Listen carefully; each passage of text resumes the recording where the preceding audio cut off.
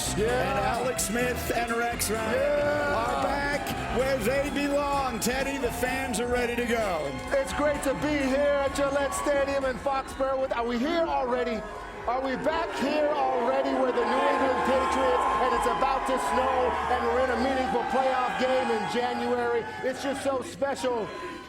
I remember these games. My kids grew up here, running around on the field during Super Bowls and playoff games, and to see this other team succeed like this, it just gives you so much pleasure. I mean, it's been a while. All right, my kids are now at home cheering on the New England Patriots, yelling for them here, but this is where we've all come. It's almost like a full circle moment for me and Moss being back here in Foxborough, but I'm telling you, everybody in my house is saying, we all we got. We all we got. We all we need. We all we got. We all we need. Moss, man, I'm fired up to be here, boy. Hey, man, just being able to feel this energy. Woo. Our former teammate in the playoffs, Mike Vrabel, coaching these Pats. Right. But one thing about it, it's one thing that when I became a Patriot, the stadium used to sound a little something like, hey, when 54 used to make a play, the whole stadium used to say, boo! It's good to be back, dog, Pats!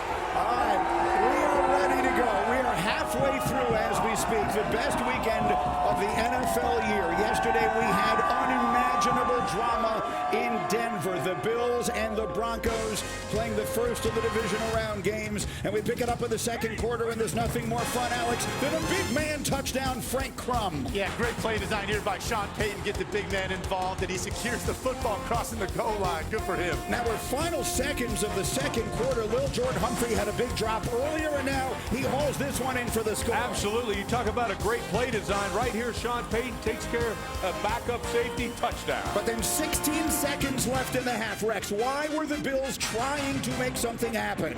Man, I think when you got the best player in the league, you try to make something, but that's an absolutely huge mistake here. Critical mistake. Turns into 3 points for the Broncos, so it's 20-10 of the half. But now fourth quarter. Bills have cut it to 23-17. Here they come. Randy Dalton Kincaid with a great catch. I've been waiting on the tight ends the whole game, but that's a great throw and a great catch. I see you, Kincaid. Final minutes were unbelievable. 1 minute left in the fourth. Broncos down 4. Teddy Marvin Mims getting it in the end zone. Bo Nix, I wonder what he would be like in a pressure situation like that. He showed you right there. Perfect throw, Yeah, Alex. great throw. Perfect. Last chance, Allen, 30 seconds left. Down by 3, and Alex, they go with the tricky play. I love the courage of this play call right here. It gets him right back in it.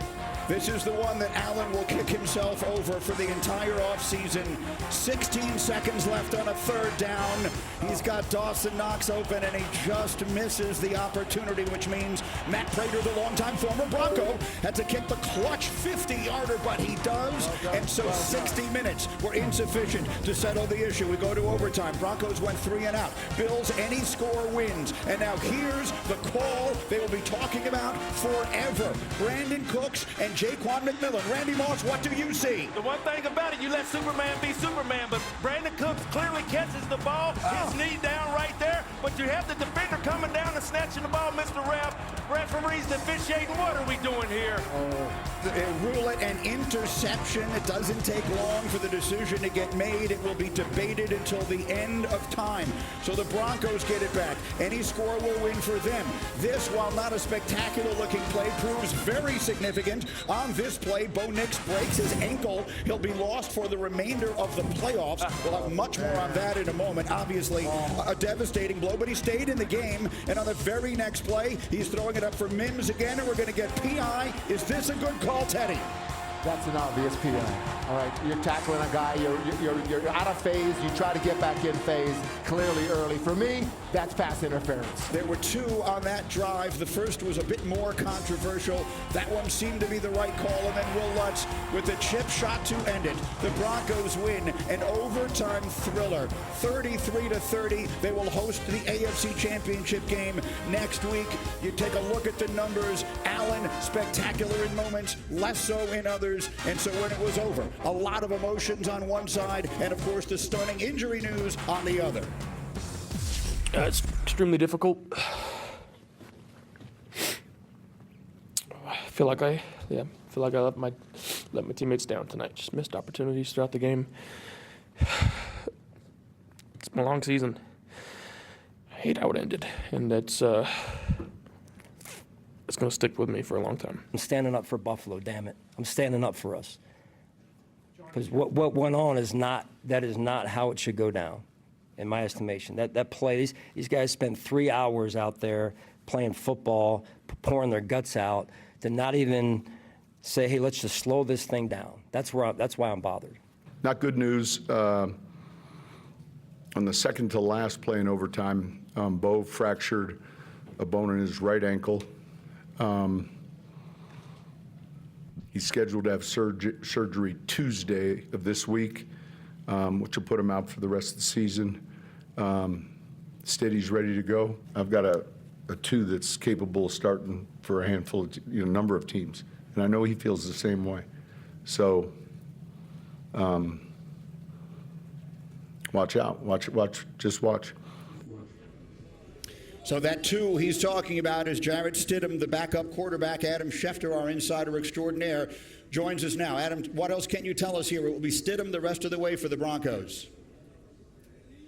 Green, even the next day, it's still hard to process how Bo Nix could help lead the Broncos to the AFC Championship game, and then it to be announced in the postgame locker room that he broke his ankle and is out for the season. Sean Payton held his first press conference. Word was quietly filtering through members of the Broncos organization when Sean Payton took the rare and unprecedented step to come out and conduct a second press conference in which he announced that Bo Nix would undergo season-ending surgery on his ankle Tuesday in Alabama, and that Jarrett Stidham now would be the quarterback leading the Denver Broncos into the AFC Championship game. We mentioned this is unprecedented. The only other quarterback who ever made his first start of the season in a conference championship game was Roger Staubach back in 1972 in the NFC Championship game versus Washington, a game the Cowboys went on to lose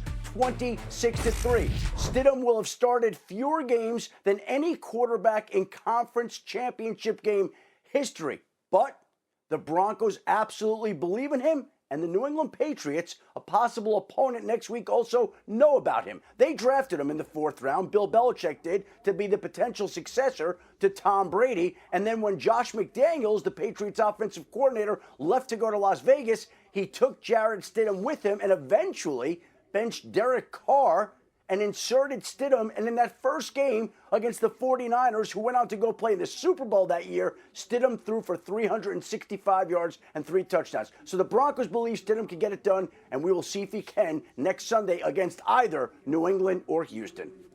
All right, Shefty, he has made 4 career starts. His last pass was thrown Week 18 of the 2023 season. Alex, can the Broncos go to the Super Bowl with Jarrett Stidham as their quarterback? Greeny, they absolutely can, right? Like, if you think Sean Payton or the Denver Broncos are going to blink in this situation, you are crazy, right? This is a coach. Did you almost see in his press conference? I mean, heartbroken for Bo Nix. There was almost a little smirk on Sean Payton's face. I seen it. He literally said it. Watch out. That's You're gonna Payton. find out. And listen, that is him. That is him. This isn't his first rodeo with the backup quarterback. He has a history of success with backup quarterbacks. I got a list of them, just to name a couple. Jameis Winston went 5-2 with Sean Payton. Teddy Bridgewater went 5-1. And again, you think if the game plan is not going to change, right? That game we saw yesterday, they're throwing haymakers at each other. You better believe whoever they play next week, it's going to be the same. We are talking same the formula. AFC Championship game here. The AFC Championship game where a guy that hasn't played in years is coming. And I know Stids, I mean, he was here, and he is a capable quarterback, and Peyton said he could start for a handful of quarterbacks, but Bo Nix is a quarterback that could start for all of them, okay, because he is that good. The special things that he did yesterday with his legs, some of the throws that he made were incredible. Bo Nix, in a gamer in the 4th quarter, can Jarrett Stidham do that? I mean, this is a huge. Listen, this is the starting quarterback in the AFC Championship. I agree, and I love it. Alex. When Sean Payton first got hired by the Denver Broncos, one of the first players he signed was Jarrett Stidham.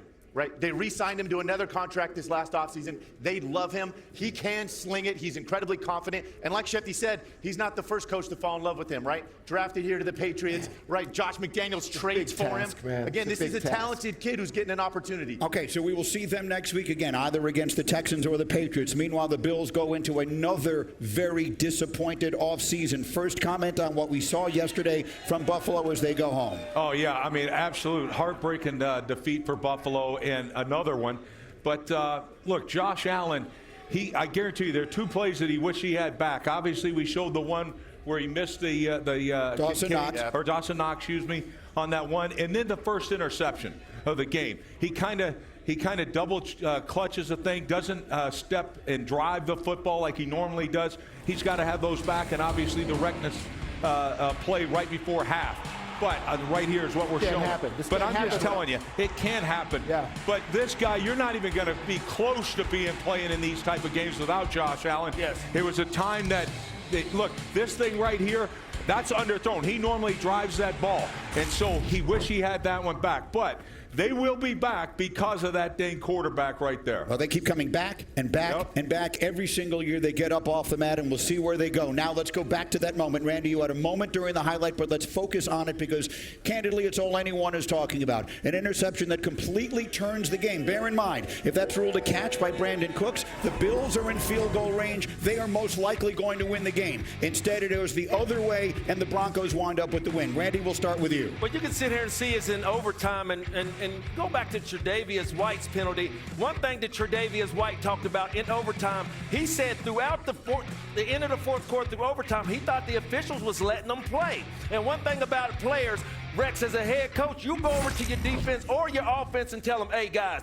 they're letting us play. Hey, they're calling everything close. So I just took the end of the game that you didn't throw, you threw the play on McMillan, but you didn't throw the flag on Riley Moss. So like I said, there were a lot of calls that they didn't make, they could have made, but come on, NFL officiation, come on, it's the playoffs. And I just want to say, Jaquan McMillan made a play defenders dream of. I mean, that type of play and that type of moment in the playoffs, it could have went either way. I understand that, but he's the one he has to complete that catch to the ground, and McMillan took it from him and made one of the best plays I've seen in the playoffs. Look, I thought it was the body language of Brandon Cooks. That's why it was called an interception, in my opinion. And so now the Broncos will host the AFC Championship game next Sunday, 3 o'clock Eastern, against the winner of our game today here, Texans Patriots. The 1 seed also moved along in the NFC last night in a one-sided affair, so the Seahawks